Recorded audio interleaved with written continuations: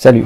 Aujourd'hui nous allons faire un peu de mécanique. Au cours de cette vidéo, tu vas découvrir la notion de travail d'une force. Pour ça, je voudrais qu'on s'appuie sur une situation problématique. Prêt pour un voyage de 3300 km? Nous voici au Caire, au pied de la plus imposante pyramide, la pyramide de Khéops.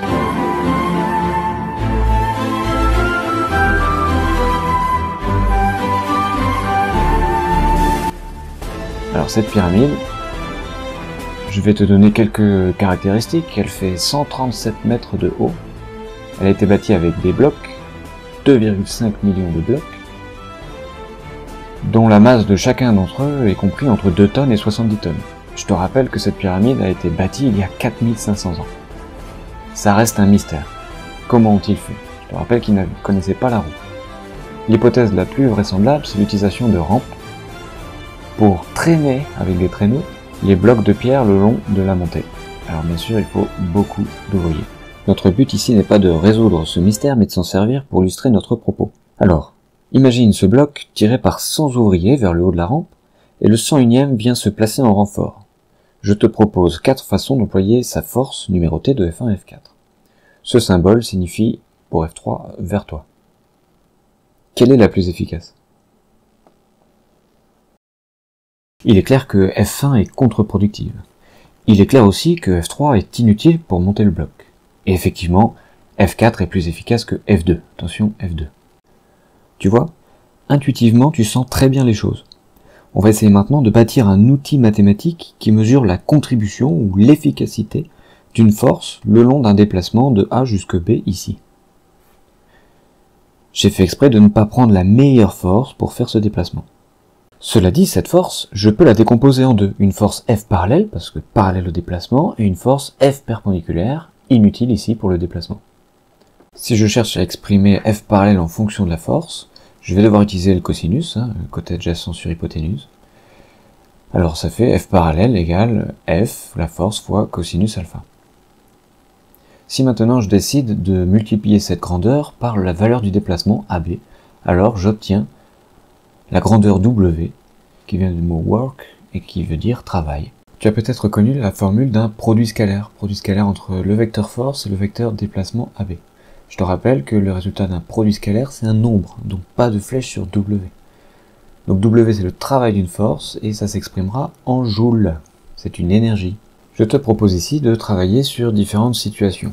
On regarde toujours le même déplacement de A vers B, mais je vais changer un peu la force. Dans ce premier cas, la force est plutôt dans le sens du déplacement AB, mais fait un certain angle, l'angle entre F et AB.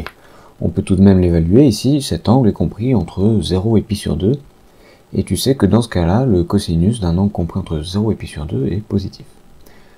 Alors, si le cosinus est positif, les autres grandeurs dans notre formule sont positives, alors le travail aura une valeur positive. On parle d'un travail moteur. Deuxième situation. Cette fois-ci, la force est plutôt contre-productive.